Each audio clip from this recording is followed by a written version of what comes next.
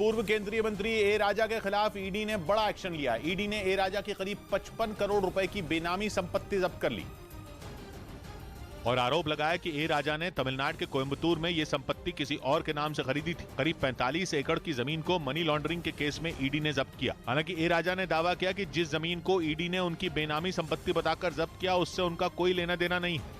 इस बीच बांग्लादेश के खिलाफ खेले जा रहे दूसरे टेस्ट में भारत ने अपनी स्थिति मजबूत कर ली। तीसरे दिन का खेल खत्म होने तक बांग्लादेश ने बिना विकेट खोए 7 रन बना लिए, लेकिन वो भारत से अब भी 80 रन पीछे है, क्योंकि बांग्लादेश ने अपनी पहली पारी में 227 रन बनाए, जिसके जवाब में भारत की पहली पारी 314 रन पर सिमट गई।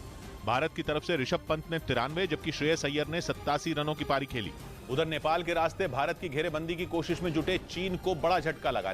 नेपाल की सुप्रीम कोर्ट ने चीन की एक कंपनी को वहां एक्सप्रेसवे का एक बड़ा प्रोजेक्ट दिए जाने के फैसले पर रोक लगा दी, क्योंकि आरोप है कि चीनी कंपनी ने नेपाल की सेना को अपने झांसे में लेकर गलत तरीके से यह प्रोजेक्ट हथिया लिया था। और नेपाल के मीडिया के मुताबिक करीब 3 महीने पहले नेपाल की सेना ने खुद ही चीन की इस कंपनी को एक्सप्रेसवे के प्रोजेक्ट के लिए तकनीकी तौर पर अनफिट घोषित किया था। लेकिन अचानक 14 नवंबर को नेपाल की सेना ने नियमों की अनदेखी कर चीनी कंपनी को ये कॉन्ट्रैक्ट दे दिया, जिसके खिलाफ इस प्रोजेक्ट के लिए बोली लगाने वाली भारतीय कंपनी ने नेपाल की सुप्रीम कोर्ट में याचिका दायर कर दी थी, जिस पर सुनवाई के बाद नेपाल की सुप्रीम कोर्ट ने चीनी कंपनी को प्रोजेक्ट दिए जाने के सेना के फैसले पर रोक लगा दी।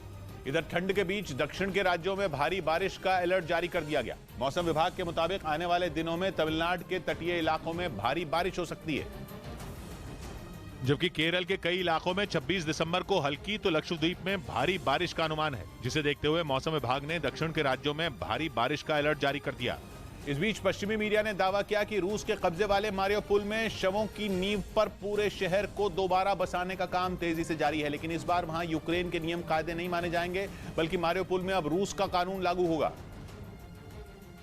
क्योंकि पश्चिमी मीडिया का दावा है कि रूसी हमलों में बर्बाद हो चुकी मारियोपोल की इमारतों को ढहाकर वहां यूक्रेन के नागरिकों के शवों पर नई इमारतें बनाई जा रही हैं। दावा है कि रूस शवों की नींव पर अपनी इमारतें खड़ी करने में जुटा है।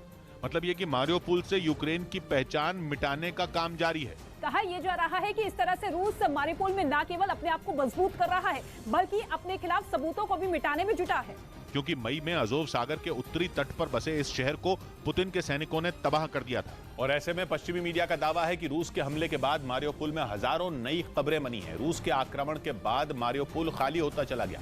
कई लोग वहां से खुद को सुरक्षित रखने के लिए दूसरी जगहों पर शिफ्ट हो गए थे, जबकि रूस के हमले में बड़ी संख्या में यूक्रेन के नागरिकों की जान चली गई।